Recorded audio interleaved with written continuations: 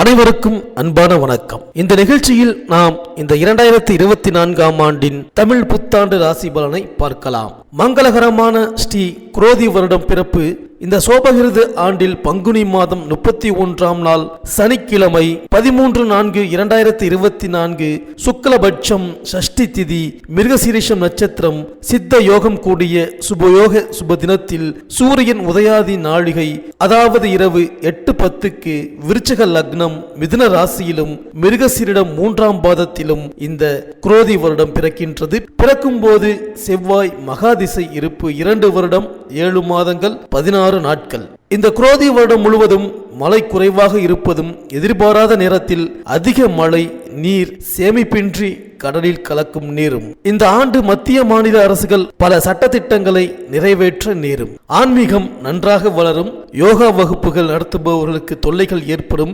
மருத்துவம், தானியம், காய்கனி, மளிகை, உணவு விலை அதிகரிக்கும். காவல்துறையில் பல மாற்றங்கள் ஏற்படும். அரசியலிலும் பல புதிய மாற்றங்கள் ஏற்படும். பொதுமக்களிடையே பணப்புழக்கம் அதிகம் இருக்காது. பொருளாதாரத்தில் சிறப்பு குறைவு. சித்த மருத்துவத்தில் தமிழ்நாடு முதலிடம் வகிக்கும். இந்த ஆண்டு ராஜா செவ்வாய் ஆனதால் உலகில் உள்ள நன்சை புன்சை நிலங்களுக்கு நல்ல உயர்வான வளர்ச்சி கிடைக்கும். குரோதி வருஷத்தில் மந்திரி சனி ஆனதால் மக்களுக்கு கடுமையான நோய்கள் ஏற்பட்டு பீதி உண்டாகலாம். மழை குறையும். தொழில் வளர்ச்சி அடையும். தொழிலாளர்கள் கை ஓங்கி இருக்கும். மனதை ஆளும் கிரகமான சந்திரனை அதிபதியாக கொண்ட கடகராசி அன்பர்களே, உலக மக்களை ஈர்க்கும் அழகும் அறிவும் வசீகரமும் உங்களிடம் நிச்சயம் இருக்கும். உங்களின் கண்களுக்கு நீங்கள்தான் முதல் ஹீரோயின். சொல்ல போனால் உங்களுக்கு நீங்கள்தான் முதல் ரசிகர் ரசிகை. உங்களை எப்போதும் அழகாக வைத்துக் கொண்டு பிறர் பார்வைக்கப்பட்டு மகிழ்வதில் அதிக அக்கறை காட்டும் குணம் இருக்கும். மனோகாரகன் சந்திரன் ஆனதால் சின்ன விஷயமானாலும் அதை மனதில் அசை போட்டு மனம் அதிலேயே இருக்கும். உங்களின் மனதில் எப்பொழுதும் கற்பனை கோட்டைக்கு எல்லையே இருக்காது. அது விண் உலகம் தாண்டியும் செல்லும். பல நேரங்களில் குழந்தைத்தனமாக தெரிவீர்கள்.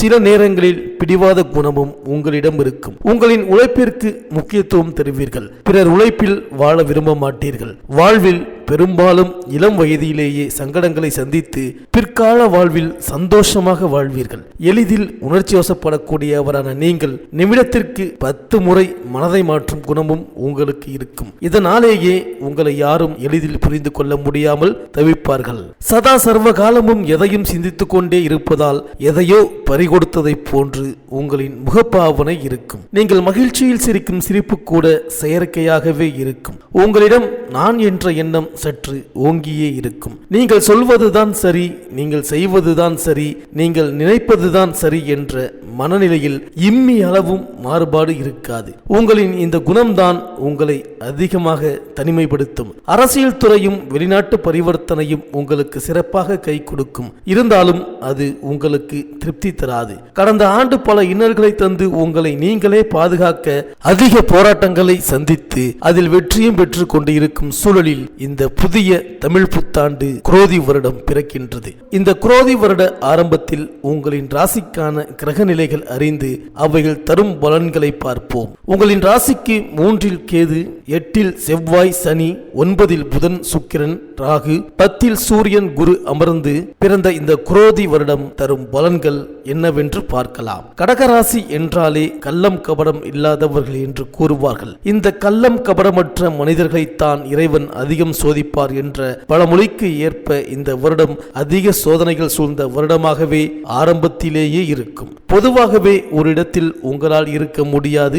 வெளியூர் பயணம் செல்வதில் விருப்பம் உடையவராக நீங்கள் இருப்பீர்கள். அதிலும் இந்த வருடம் அதிக அலைச்சல் தந்து ஊராக சுற்ற வைக்கும். குடும்பத்திற்காக குடும்ப கௌரவத்திற்காக அதிக அக்கறை காட்டி காரிய சாதனைகளை நிகழ்த்துவீர்கள். முயற்சிகளில் அதிக தடை தாமதம் என வந்தாலும் விடாமுயற்சி செய்து வெற்றியும் காண்பீர்கள். இளைய சகோதரத்திடம் அதிக எதிர்பார்ப்பு உங்களுக்குள் இருக்கும். அனுகூலமும் உண்டு. கணவன் மனைவிக்குள் அதிக கருத்து வேறுபாடு ஏற்பட வாய்ப்பு உள்ளதால் எதையும் இயல்பாக பேசி சமாளிப்பது சிறப்பு தரும். கணவரிடம் பிடிவாதம் இருக்கும். காதல் கசக்கும். காதலர்களுக்குள் அதிக எதிர்பார்ப்பு வைத்து ஊடல்கள் நிகழும். திருமண வாழ்வில் ஏற்கனவே மனம் முறிவு கண்டவர்கள் அடுத்த திருமணத்திற்கு தயாராக இருப்பவர்களுக்கும் இந்த வருடம் திருமணம் கைகூடும். திருமண வயதை கடந்தும் திருமணமாகாத நபர்களுக்கு இதுவரை இருந்த திருமண தடை நீங்கி திருமணம் கைகூட அருமையான வாய்ப்பு வருகின்றது. கோச்சாரத்தில் பலம் கூறுகின்றது. இந்த வேளையில் சரியான வயதில் திருமண தசாபுக்தி நடப்பவர்களுக்கு திருமணம் நிச்சயம் நிகழும். திருமண தடைக்கான பரிகாரங்களை சரிவர செய்தால் திருமண பந்தத்தில் நுழைந்து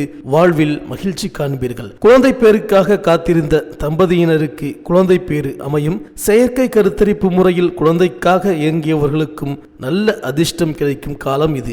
சொந்த தொழில் செய்பவர்களுக்கு தொழிலில் மேன்மைக்காக அதிக முதலீடு செய்யும் சூழல் ஏற்படும். மறைமுக எதிரிகள் உருவாகும் சூழல் உண்டு. கவனமாக இருக்க வேண்டும். இதுவரை செய்வினை பாதிப்பில் இருந்த நபர்களுக்கு நிவர்த்தி கிடைக்கும் காலம் இது.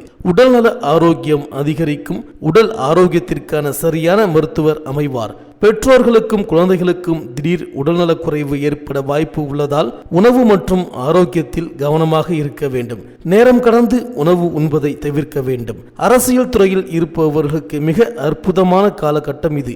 எதிர்பார்த்த பதவி கிடைக்கக்கூடிய காலகட்டம். நடப்பு தசாபுக்தி வலுவாக இருப்பவர்களுக்கு மேலும் கூடுதல் பலம் உண்டு. தந்தை வழி சொத்தில் இருந்து வந்த வில்லங்கம் நீங்கி வரவேண்டிய சொத்துக்கள் வந்து சேரும்.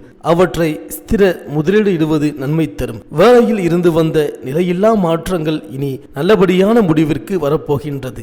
பதவி பறிப்போனவர்கள், பதவியில் இருந்தும் பவர் இல்லாமல் இருந்தவர்களுக்கும் இந்த வருடம் சிறப்பான யோகங்களை தரும். அரசின் தண்டனையில் இருக்கும் மனிதர்களுக்கு இந்த வருடம் மிக முக்கியமான காலகட்டம் என்று கூறலாம். காவல்துறையின் கண்டிப்பு மிக அதிகமாக இருக்கும். அரசு புதிய திட்டங்களை தீட்டி விரைவில் விடுதலை செய்ய ஆவணம் செய்யும். நியாயமான மனிதர்கள் வீடு திரும்புவார்கள். குறிப்பாக கேது தசை நடக்கும் மனிதர்கள் மிக கவனமுடன் இருக்க வேண்டிய வருடம் இது. அதிக வாய் தகராறு, வீண் விவாதங்களை தவிர்க்க வேண்டும். சரியான நேரத்திற்கு வீடு வந்து சேர்வது உத்தமம். சித்த வைத்தியர், மருத்துவர், மெடிக்கல் துறையினர்கள் அதிக கவனமுடன் இருக்கக்கூடிய காலம் இது. தாங்கள் தரும் மருந்தின் மதிப்பை நன்கு உணரக்கூடிய வருடமாக இருக்கின்றது. வியாதியஸ்தர்களுக்கும் மருத்துவர்களுக்கும் அதிக மன வருத்தங்கள் காணும் வருடமாக இருப்பதால் நல்ல மருத்துவரையும் நல்ல மருந்தையும் தரம் காணும் வாய்ப்பு ஏற்படும். ஆகையால் மிக மிக கவனம். செவ்வாய் தசை நடக்கும் மனிதர்களும் சனி தசை நடக்கும் மனிதர்களும் பயணத்தில் கவனமாக இருக்க வேண்டும். குடும்பத்தில் திடீர் சண்டை, வாக்குவாதம் ஏற்பட்டு குடும்ப விழாவிலேயே சங்கடங்கள் வர வாய்ப்பு இருப்பதால் உறவினர்களிடம் பழகும் போது கவனம் தேவை. வெளிநாட்டு வாணிபம், ஏற்றுமதி இறக்குமதி, தகவல் தொடர்பு துறைக்கு நல்ல முன்னேற்றம் மேலும் கிடைக்கும். மாணவர்கள் படிப்பில் நாட்டம் குறையும். வெளிநாட்டிலும் வெளியூர் பயணங்களிலும் அதிக சிந்தனை இருக்கும். அதற்கு ஏற்ப செயல்பாடுகளும் இருக்கும். சொந்த தொழில் செய்பவர்கள் ஊழியர்களிடம் கவனமாக இருக்க வேண்டும். சின்ன விஷயத்தை கூட ஊதி பெரிய விஷயமாக்கி பகையை வளர்த்து விடுவார்கள். ஆகையால் ஊழியர்களுடன் தோழமையாக பழகுவது நல்லது. தென்கிழக்கு திசையில் இருந்து நல்ல செய்தி வரும். சனி பகவானின் பலன் பாதிப்பில் இருப்பதால் மருத்துவ செலவுகள் அதிகரிக்கும். பெண்களுக்காக அதிகம் செலவு செய்யும் சூழல் ஏற்படும். தங்கம் உங்களுக்கு ஏமாற்றம் தரும். திடீர் பணம் வரவு ஏற்படும் போது ஸ்திர சொத்தான நிலம், வீடு போன்றவற்றில் முதலீடு செய்து பலன் காணுங்கள். இந்த கடகராசி அன்பர்கள் இந்த குரோதி வருடம் முழு உளுந்து, கொள்ளு இரண்டையும் கலந்து இரவு படுக்கும் பொழுது தலையணை அடியில் ஒரு ஸ்பூன் அளவு பேப்பரில் கட்டி வைத்து அதை அடுத்த நாள் பறவைகளுக்கு உணவாக தருவது சிறப்பு. தினசரி காலை பசுமாட்டிற்கு உணவு தருவது சிறப்பு தரும். சனீஸ்வரருக்கு நெய்விளக்கு போடுவது நல்லது. காகத்திற்கு உணவும் நீரும் கொடுப்பது நல்லது. இந்த கடகராசி அன்பர்களுக்கு இந்த குரோதி வருடம் அனைத்தும் நன்மையாகவே நடக்கும். வாழ்த்துக்கள்.